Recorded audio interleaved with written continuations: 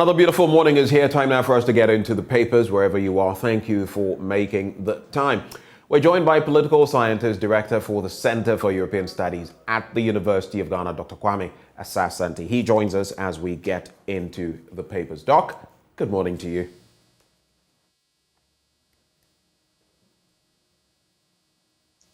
Yeah, good morning, Ben. How are you? Good to see you.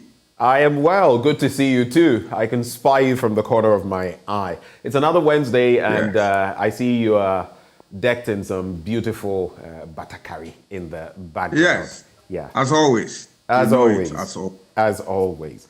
Well, we're getting into the papers, but before we do so, I'm sure you've taken stock of the latest price hikes when it comes to fuel. We're also deliberating on Guta closing down shops, not just for exorbitant taxes, but for other matters of financial scope, we should put it. And that's a matter where we discussed yesterday. We went to the Central Business District. We'll be there today as well to gauge the mood of, how things are going. And so I'd like to take your thoughts on those two matters. Fuel price hikes and traders saying they are downing their tools and shutting their shops. Fuel prices, yes, very worrying. Why am I saying that? You and I know that it is everything. When prices of fuel go up, then it affects every item that we deal with. And that is worrying because up to date, we are not able to stabilize the CD. And so we get increment with amazing rapidity. And that affects goods and services and then trade in general. If you look at the traders, their concerns are genuine. They are worried about realities of the time, exchange rates and whatnot. They are talking about taxation, a host of other things. You realize that we are in very hard economic times. All that there is to it is that we need a government that is sober, that will reflect, that is prepared to accommodate on board every important issue so that they take important decisions that will address these problems. I have said it and I'll repeat here one more time, that if you look at the situation we find ourselves, it is not peculiar to Ghana, but that others have, in spite of all these challenges, have walked the talk, have been able to address some of these problems, and they are putting their economy in shape. We are doing something different. And what I see from where I sit is that government appears to be clueless. And what is more is that government is not receptive to ideas that will change the situation we find ourselves. And that is my worry. As we speak, though, inflation per the Ghana Statistical Service for the month of September stands at 37.2%. And now, to make matters even worse, exacerbating our situation, we have the currency, our currency, the Ghana cedi, which now has slumped to become the world's worst currency. This year alone, it has slumped, according to some, over 60%. I think last Monday, or is it this Monday? It lost 3% in value, just day on day. And you can imagine if you have to transact in foreign currency, hard currency, the euro, the dollar, the pound sterling, even the Swiss franc and others, it's going to be turmoil day upon day.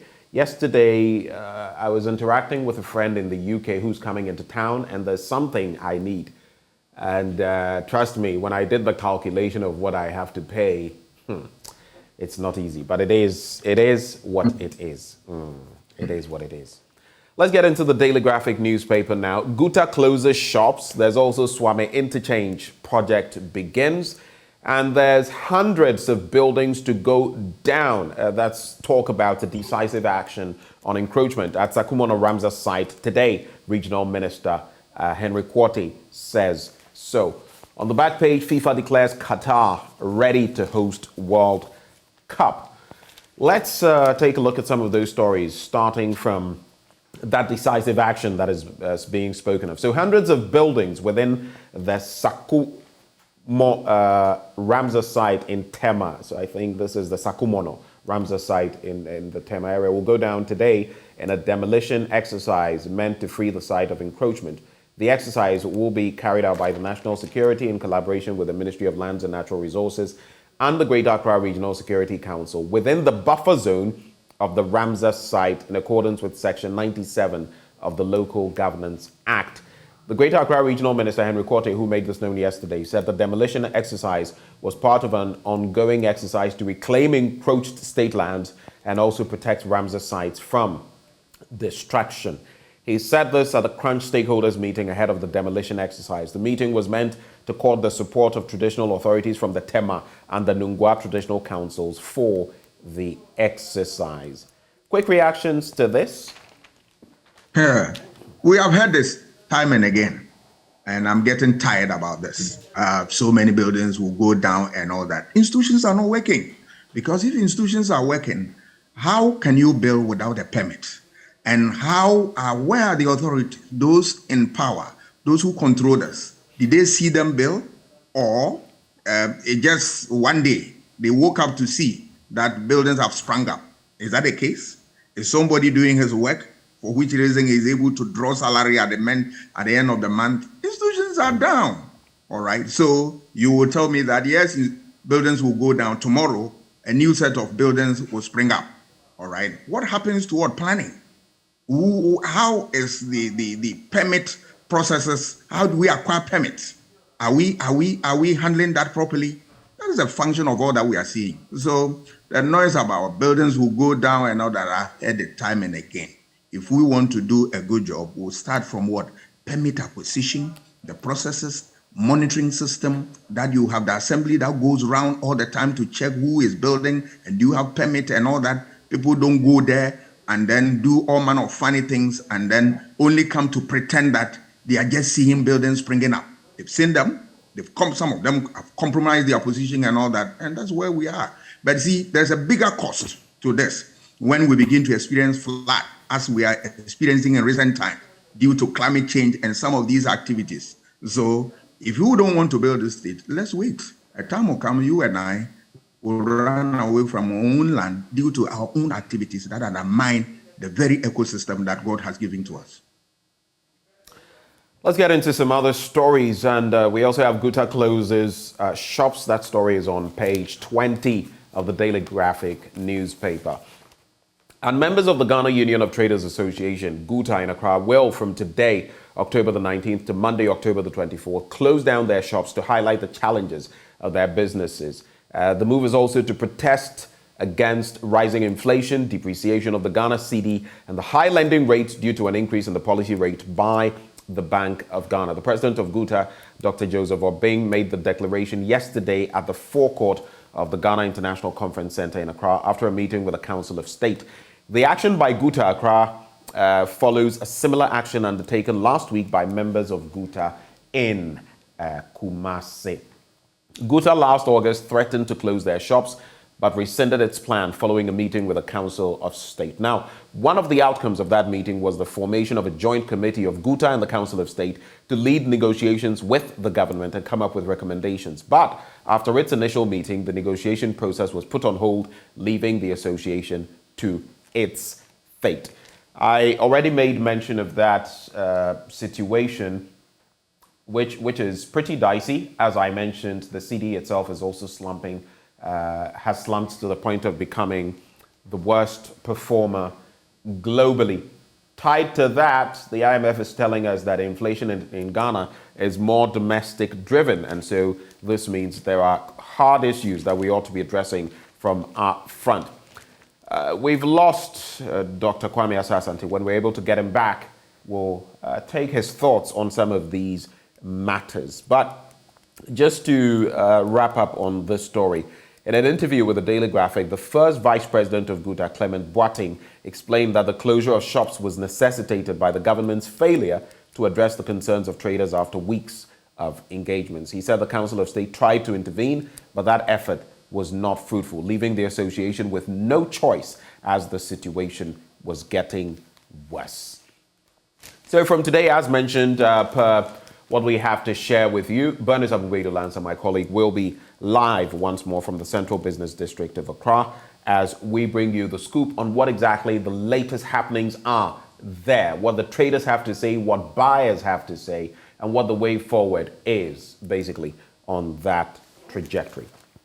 Let's check out this other story on page 16 of the paper. Let's quickly get there. And Swami Interchange project begins. You know why this is topical? Because a few months ago, there was that incident where the Member of Parliament, who also is the majority leader in Parliament, was pelted with sachets of pure water and all of that. Well, President Nana Addo has cut the sod for the construction of a 40-year interchange at Swami in Kumasi with a declaration that the government is working assiduously to improve urban mobility in the city and in the Ashanti region at large. He said statements within certain circles that the Ashanti region had been starved of development projects were untrue.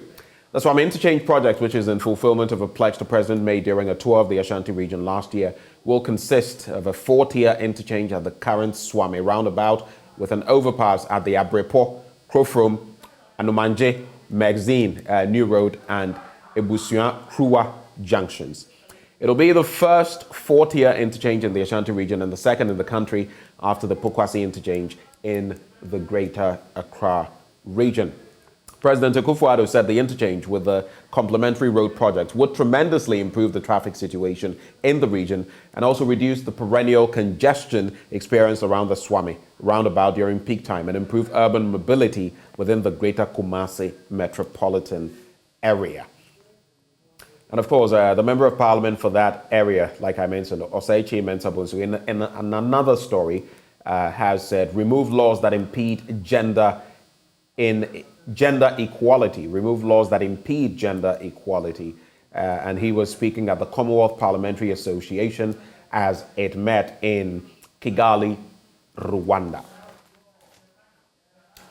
On the back page, as I hinted earlier, FIFA declares Qatar ready to host World Cup. Pictured there, the Al Janoub Stadium in Doha. And of course, it's just some 32 days to the Mondial, and we're lacing our boots. Of course, we wish our Black Stars the very best.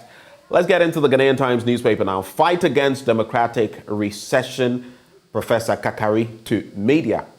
President inaugurates modern residential complex for appeals court judges, and I've seen photos of those, and people have said they are very beautiful. But what happens to, those who were moved from where we have the National Cathedral now?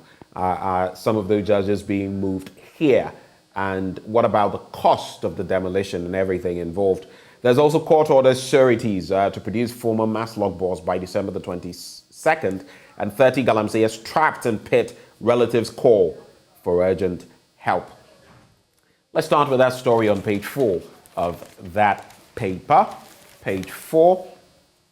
And media expert and academic Professor Kwame Kakari has urged the media to strive to uphold the high standards of professionalism and fight against the cheap but attractive path of unprofessional conduct. That, he said, was the only way self-respecting journalists and responsible media organizations could earn back people's trust and confidence and confront democratic recession in West Africa. He was speaking at the opening of the 2-day regional conference on the media, press freedom, and the democratic recession in West Africa in Accra yesterday. The conference was organized by the Media Foundation for West Africa in collaboration with the West Africa Democracy Solidarity Network, that is WADEMOS. Professor Kakari was speaking on the topic, confronting the democratic recession in West Africa, the role of the media. And he indicated there was the need for media professional associations and human rights advocacy organizations to rekindle their commitment to the fight to protect and defend press freedom across the continent. Also, in the pages after page 4, page 5 to be specific, East Africa hit by drought, yet Lake Turkana is flooding. There's also Ethiopian army seizes major city in Tigray, and member of Guinea's ruling junta arrested, taken to unknown destination.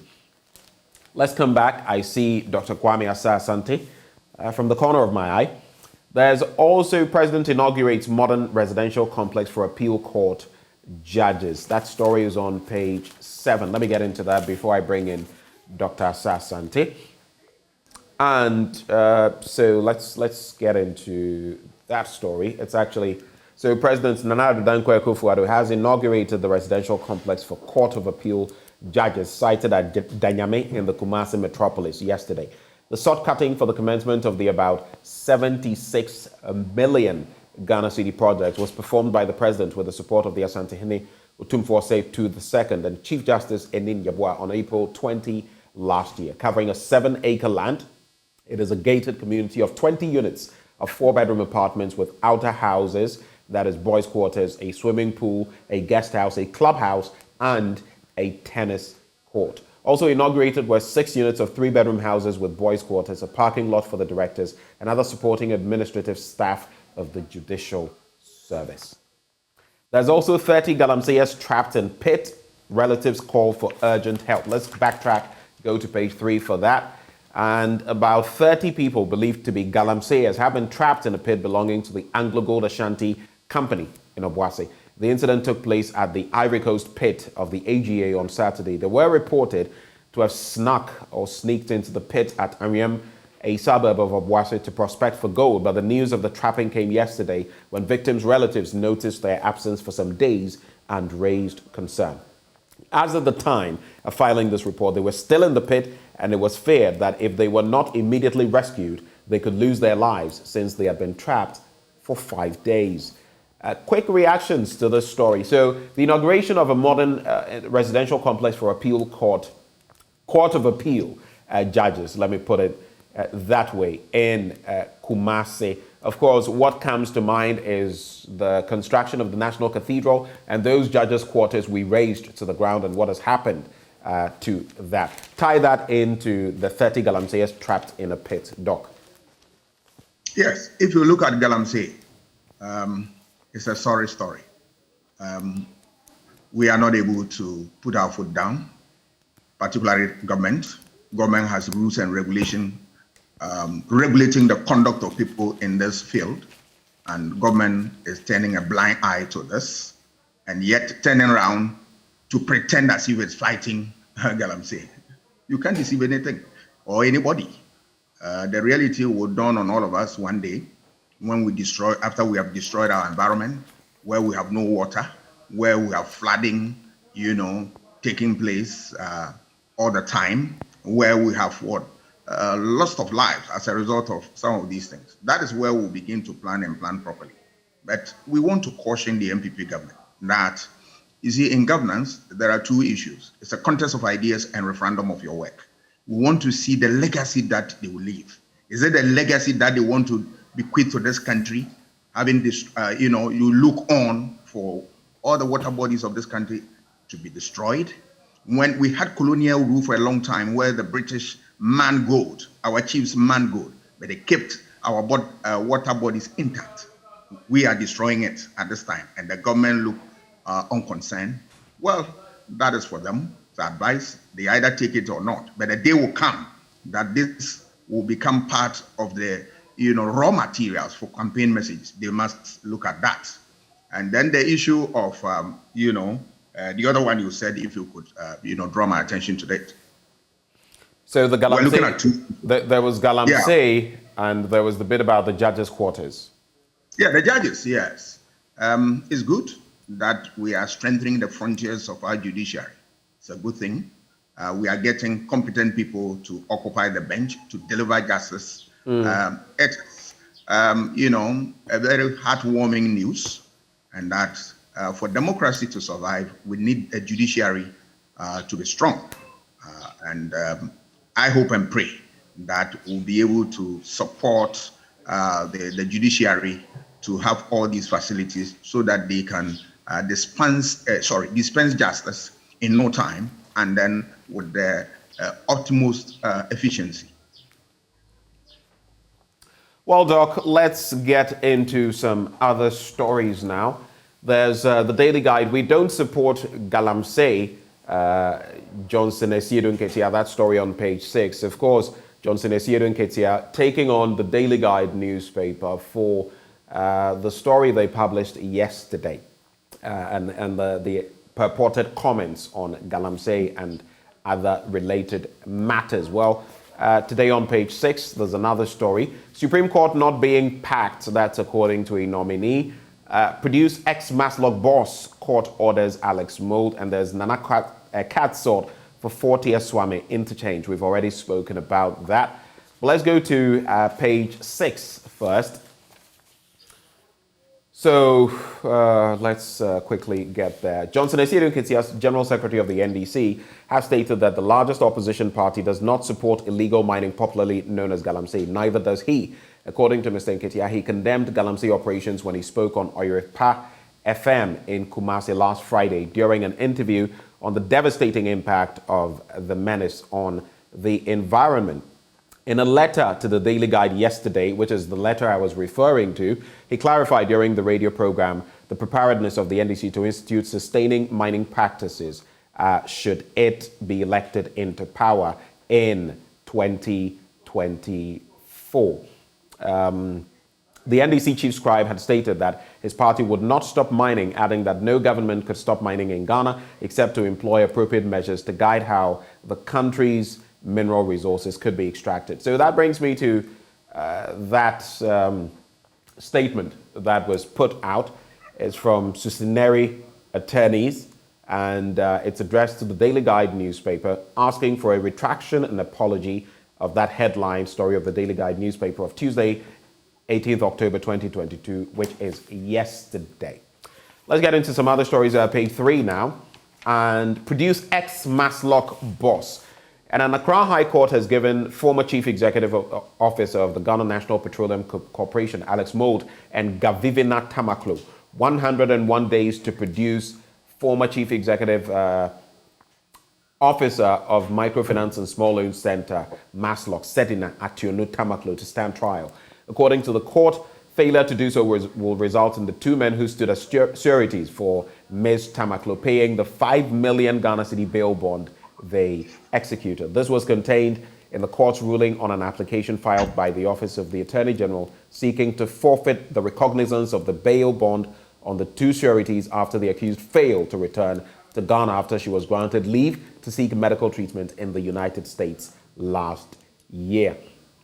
So those two stories. Any reactions? The Maslock boss has failed to appear in court, and of course there is that situation to do with the Daily Guide, which now will have to retract and apologize for that story. But the clarity there, or the clarification that the NDC is willing to tackle Galamsey. Quick reactions?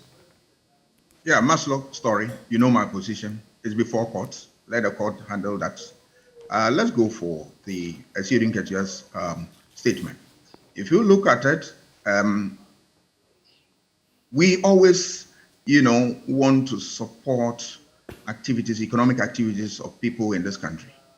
But the rules governing such conduct is where we shy away from. I am happy to hear that the NDC doesn't support, Galamsey, and I'm not sure any political party will support this. What is missing is how we enforce the rules and how we engage stakeholders to help us to address this problem. I'm saying this because if you look at the School of Mines, they have a lot to share in this perspective. Are we engaging them? There are some scholars who have studied this area and they are adequately informed about the way out. Are we making the best use of them? For me, that is what is worrying in this country. We have a lot of resources, yet we are poor in terms of what? Resources. Why? It's a paradox that I don't know when we are going to deal with that. The earlier we handle this properly, the better for all of us. I want you to share your thoughts on this very important story because the judiciary, like we keep saying, is the bastion of our democracy. And you know about the latest vettings that have been going on in respect of justices of the Supreme Court. So a Supreme Court nominee, Justice Barbara Francis Akayensu, has dismissed suggestions that the government is packing the apex court to shift the balance in a particular direction. The opposition NDC has been leading the charge, accusing the Akufo-Addo administration of deliberately increasing the number of justices in the Supreme Court in an attempt to change the ideological makeup of the court. When Justice Barbara Akayensu, one of the 4 judges nominated by the president, that is by President Akufo-Addo, for appointment to the Supreme Court appeared before the Appointments Committee of Parliament yesterday. The NDC MP for Wilson North, James Agalga, brought the issue to the fore, and he posed the question: do you think your approval will feed into that perception that this committee is aiding the packing of the court by the appointing authority for that same reason? But this was her response. With all due respect, I think that this is a misconception. For a start, it is not a fact that there are going to be 18 members of the Supreme Court should you graciously confirm my nomination. As a matter of practice, generally speaking, nominations to the Supreme Court are made when there are vacancies, when some of the Supreme Court judges are going on retirement. And as we are speaking here, there are a number of them that have gone on retirement, thus creating vacancies, and hence my nomination. So I cannot agree, with all due respect, what you have just said about the Supreme Court being packed. But we also know, let's get past all the sentiments and all of that. Even in the United States, we know that when certain appointments are made, you see the landmark case of Roe versus Wade and how the recent conservativeness of the court has led to an overturning of that landmark case. So in this instance, in some instances, it's even been put out that these people did this or that for the ruling administration. They were at the forefront of this and that, and they have been given nominations. How do we deal with this situation to prevent Party A today from saying, oh, Party B is stuffing the courts, to prevent Party B in future from saying Party A is stuffing the courts? This is an ideological problem. What do we do? The simple way out is to use the American experience. What is the case in America? They have 9 judges who sit at a go, all right? What is it that Ghana has seen that we Americans have not seen?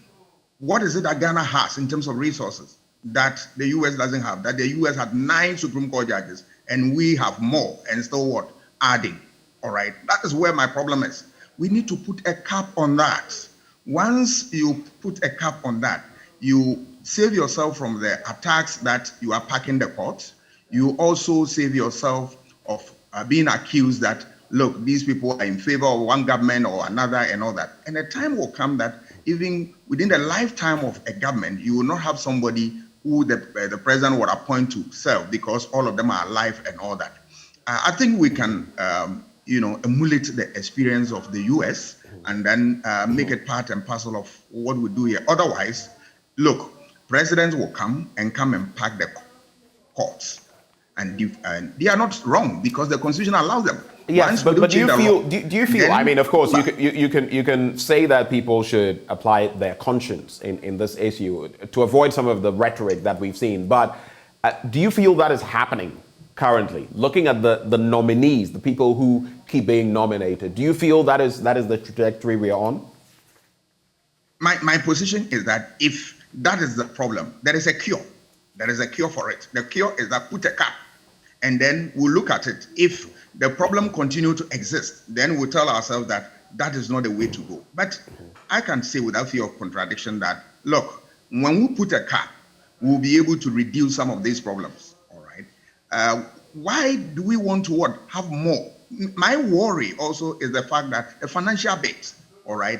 As you have so many at the office, no problem. Remember, you are going to pay them. And when they retire, they live on their last salary till they die with all the other perks, all right? Is the state in a position to finance this?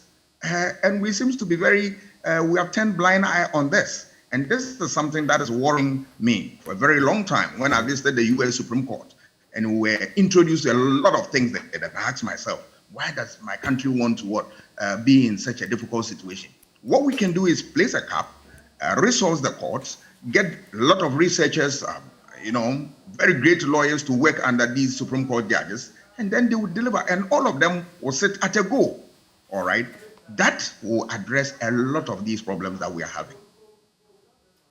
Well, let's get into some other stories just to wrap with the Daily Guide. Ekwa Blangson's burial slated for December 17. Of course, the late actor who also served with us at the Multimedia Group. Kanye West to acquire free speech app, Parler or Parler, depending on how you want to pronounce it. And that's after he was thrown out of Instagram and suspended on Twitter for anti-Semitic posts. There's also IMF economic forecast worrying, that's according to Information Minister Kojo Ponkroma. And according to him, he is expressing worry about recent forecasts by the IMF of a worldwide slowdown, tighter global financial conditions, and a dramatic pickup in global inflation. Already, the global financial conditions have spilled into countries in Africa, particularly Ghana, he says. Interesting, we say particularly when there are lots of countries far worse hit, which have already been worried by an ongoing series of shocks. Those are the stories there. Would you like to react to anything before we move to the finder?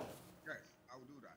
I want to look at the IMF story and extend it a little bit. You remember this government has said that one of the woes of the government is the fact that we have, other external factors affecting economic fortunes of this country.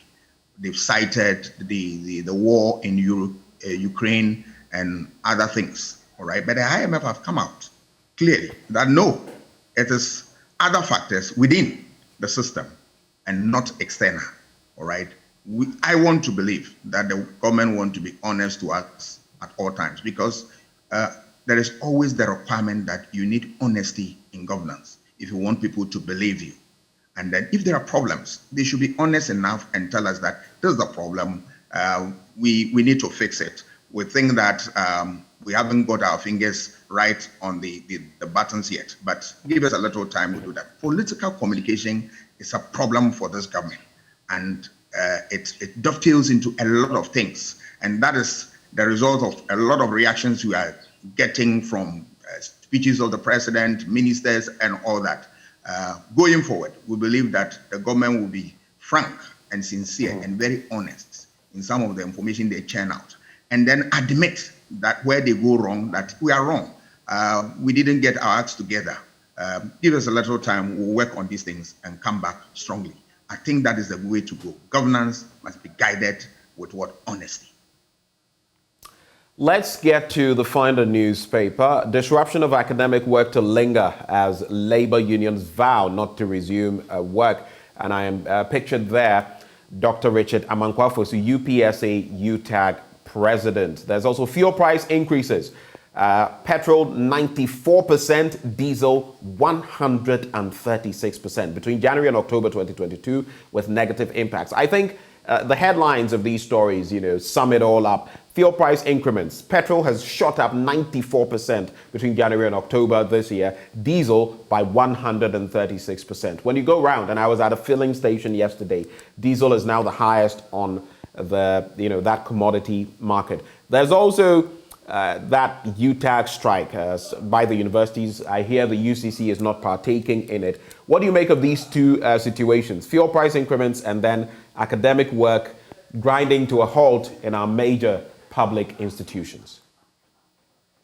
Take the UTAG strike, issue of conditions of service, some allowances, and all that. The issue is that when you are governing, as I've said, and I'll repeat, you need to be open, have a discussion with your stakeholders. This is the situation, can we do it this way, and all that, Jojo. But when you take arbitrary decision, then you will definitely have a response, because then you want to turn the thing into a monologue. Remember, governance is a continuum, it's a dialogue. We give, and then somebody also takes. And when it's missing, you see such reactions. It doesn't help anybody, because this is the time that you need labor unions to put their acts together and work very well to support government. But if a government pusher will throw them out of work, and then you, at the end of the day, you cough out their salary and pay, then in terms of productivity, you have lost out. I don't know who are those who are advising government in these areas. I have said it, and I repeat, you need a political officer, all right, who look at all these things and gauge the conduct, the mood of all the sectors you have, so that they can come up with proper response. But this government is failing to do that. So I don't know. We just wait and see how government will respond to these things. But they should remember that 2024 is so close, yet too far. They should not deceive themselves into believing that, look, they can turn things around in the shortest possible time. No. All that you need is that prepare the people, take them along, discuss, let them have a contribution, let them have a say, let them own the process, so that whenever there's a problem, they can come out and defend you. That is conspicuously missing in this administration. They need to fix it. Let's wrap, Doc. We have just some 30 seconds. The Chronicle newspaper, AngloGold mine pit kills 10 indigenes, chief of Ochire Krom alleges. And there's also the CD is perplexing us. Otabil says so. That story on page 3. And the founder of the International Central Gospel Church, Pastor Mensa Otabil, is urging Ghanaians to remain steadfast in the face of challenging economic hardships. He said it was about time Christians quickened the godly spirit in them to navigate what seemed to be the hopeless situation in the country. Yeah, so spirituality coming into dealing with the CD. Quick reactions in 30 seconds and it's a wrap. Well, the man of God has spoken, but I differ with respect. I mean, we are talking about fiscal, economic measures and all that. We are not talking about spirituality here, but I respect his view. The solution lies in you thinking outside the box, trying to find a lasting solution to the problem by engaging a lot of people in this country. We have a lot of human resources that can turn this tide around, but what is happening? The government has refused to make use of them within even its own party, the MPP. I've said it here on this platform that they were Kufuor time. They were able to put CD to dollar. Thank God Kufuor is alive. Most of the ministers who supported his administration are alive. Why are we in need of human resource? Beyond that, there are people in this country who have studied economics, finance, accounting, and all that. If you engage them, they are prepared to support their country for us to weather the storm. Is the government ready to do that? I don't know. That's the question. Let me just acknowledge, so Fidel from Takrade Kwesi Mintim, you've been doing the watching, as well as there's Emmanuel Panda, and you've been watching from Keta in the Volta region. We're grateful for all of you who connect with us every morning. Thank you, Doc, for your time, and we wish you the best of the day and the rest of the week. Up next, we have sports right here on the AM show. Do stay with us. We'll be right back.